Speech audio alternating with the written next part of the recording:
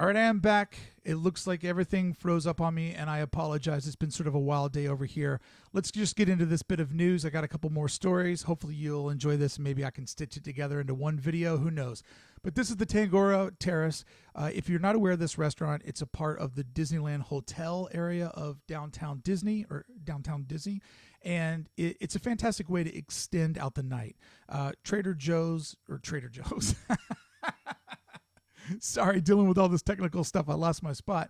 Trader Sam's, not Trader Joe's, is right around the corner from here, and this restaurant just got reopened after a refurbishment. It's a fast casual restaurant, and they do made-to-order dishes with signature tiki cocktails. But here's the most important part: you can finally get Dole Whip without going into the park. So, friends that come from all over, they want to get that extra Dole Whip, but they don't want to pay for the ticket, you can now get it. This is inspired by Walt's Tiki Room.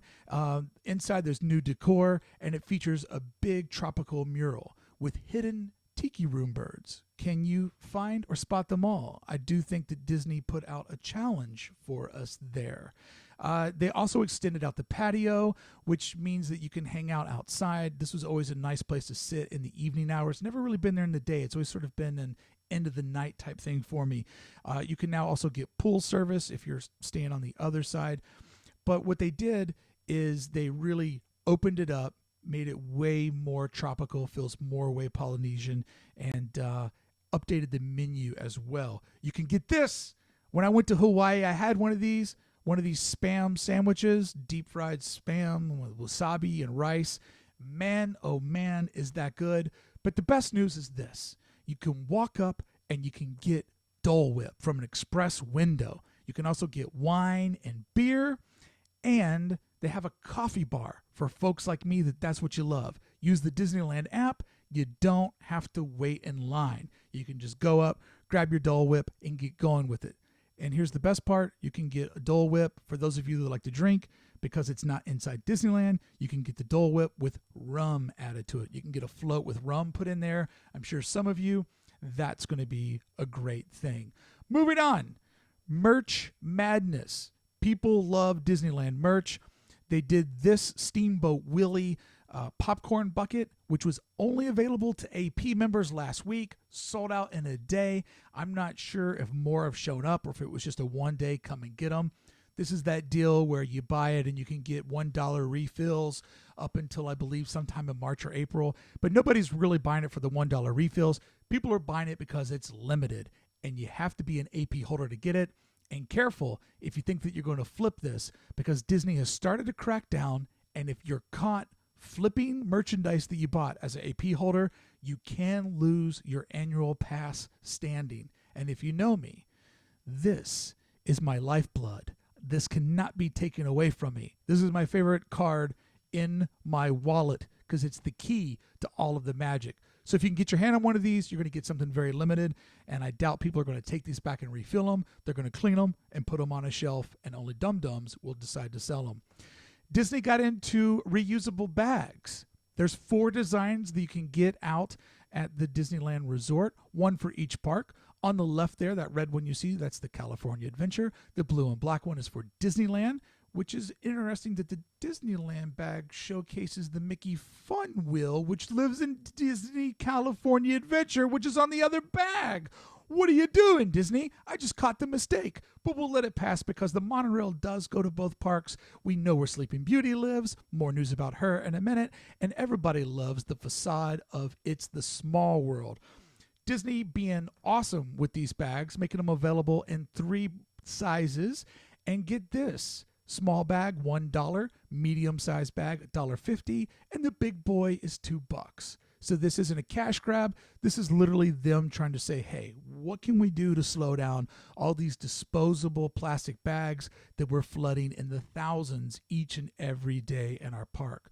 So there you go. This is the other design, and I believe the 4th design is a downtown Disney theme. I think I saw it someplace and it wasn't that exciting. But these other 2, I think these look pretty good. And for $2 tops, dollar on the low end, probably a nice little bag to have to tote around with you or to keep in the back of the car. All right, our last bit of news today is the castle refurbishment. The idea was they were going to put the original painting up on scrims on the outside of the castle while it was being worked on. Well, if you live in Southern California, then you know we had really rough weather the last couple of days. So when the rough weather came, the scrims got blown down. I'm going to send you over to Mice Chat because they did a really great blog. Their weekly update, the Mice Chat weekly updates are always great, the resort updates. They did one of those and they took tons of photos. I won't share a lot of their content. I'll just give you this teaser. But if you were at the park this week, you got to actually see Sleeping Beauty with all the scaffolding around it. And I really love seeing the scaffolding and how all this comes together. I mean, what an enormous build-up that it is for a few months of work to take place. So head over to Mice Chat and check that out to see it all. But the plan was to put the original facade up on the outside. Well, that didn't work out when the weather happened and they had to take the scrims down temporarily. But this is a graphic that's actually on the front of the castle, and this breaks down the forced perspective details that we talked about last week.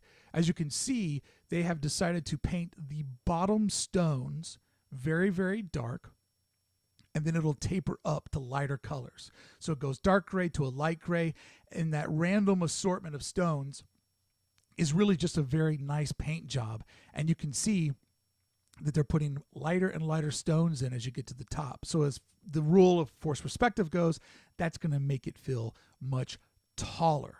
And then the pink salmon color, you can tell that that as well gets lighter as it works its way up to the top. And then you can see that it looks as if they're going to use light blues on the top, dark blues. So they're basically just working in some nice gradients to make the castle feel taller and mightier, which when you're standing back where the Christmas tree goes or the big pumpkin Mickey and you look down Main Street, it's going to make it feel even more epic working your way through that main artery of the park. Hey, sorry that there was a technical difficulty in the middle. I do these live to keep them efficient on my time, but I'll be here every Friday talking about what I learned this week in Disney news and sending you to a bunch of other channels and blogs that I think you should go check out. I want to thank those people for letting me use their content.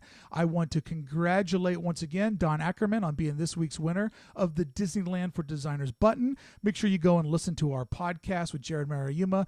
First episode's out already where we talk about Main Street USA. And I will see you back here next Friday. And if you comment below, I will pick somebody at random to send out a button. Please like, share, and comment and help me justify keeping this back here each and every Friday when we get to talk about Disneyland together. Thank you so much for hanging out with me. I had a great time and I hope you did. And I hope to see you out of the park soon. Goodbye.